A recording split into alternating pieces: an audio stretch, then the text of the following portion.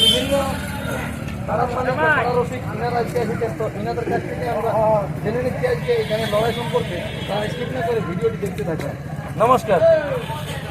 নমস্কার। এখানে আজকে রোলাডি আসরের লড়াই সম্পর্কে একটু একটা কথা বলুন। দেখো আজকে 28 ফাল্গুন লড়াই, দর্শক লড়াই দেখে মানে মন ভরে গেছে। সুশান্ত সরেন যে লড়াইটা দেখাচ্ছে আছে মোটামুটি 35-40 মিনিট লড়াই দেখাচ্ছে। যাই হোক মানে এরকম আধা ঘন্টা পার হয়ে গেছিলো, কিন্তু লড়াই দস্তুর মতো দেখাচ্ছে। দর্শক আছে মজা নিয়েছে যে লড়াইয়ে হার জিত হতেই পারে, কিন্তু সুশান্ত সরেনের কারা হার মেনেছে আজ। তো হার মেনেছে কিন্তু নিজের চেষ্টা বহুত দেখেছে লাগে, না পারলে দেখো পালাতে তো হবে কি এক লক্ষে। লড়াই দেখে আমাদেরও মন ভরে গেছে এবং দর্শকেরও মন ভরেছে। তাই অসংখ্য ধন্যবাদ হেমন্ত মাহাতোকে যে লড়াইটা দেখাইলো দর্শককে এই রোদের দিনে। আর প্লেয়াররাও এটাই বলছি, আমার কিছু বলবেন এটা আমার আছে। লড়াই হয়েছে সবাই দেখে লাগিয়েছিল 45। আমাদের দর্শকরা তাহলে মোটামুটি ভালো উপভোগ করে দেখি। আর তাহলে জয়ী কে হয়েছে? সুশান্ত শর্মা হারলো, হেমন্তদা জিতলো। হেমন্তদা জিতলো, তাহলে ওনার প্রাইজ উনি রেখে নিয়েছে নাকি? হেমন্তদা যেটা গল্প বললো ফুটায় বাঁধেছে 15,000, ওনাকে আগেই মানে হ্যান্ড ওভার করে দিল টাকাটা। এটা তো অবশ্য সব দর্শকেই দেখেছে, রেখে নিয়ে নিয়ে নিল।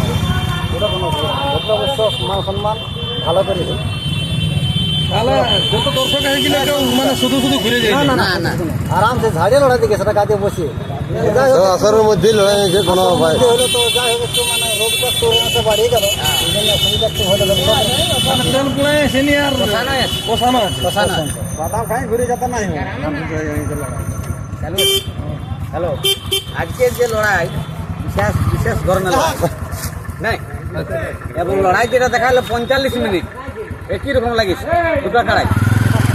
এটা সুশান্ত সরেন এবং হেমন্ত মাহাতো, তাতে জয়ী হয়েছে হেমন্ত মাহাতো। এই বলে বক্তব্য শেষ করছে।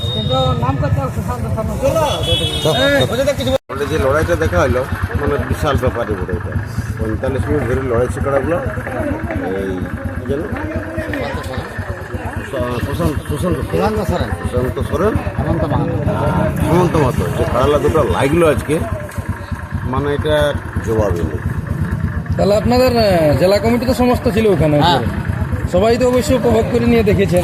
সবাই জেলা কমিটি কেনে আরো গ্রামের কমিটি এবং পাবলিক সবাই মানে উপভোগ সবাই করেছে। একটু রদ তো বেশি হয়ে গেল। বাড়ি গেছিল তার জন্য মানে কিন্তু তাও তো পাবলিক ছাড়ে নাই, পাবলিক কেউ ছাড়ে না। ঠিক আছে, বেশি কিছু না বললে আমি এখানে শেষ করছি।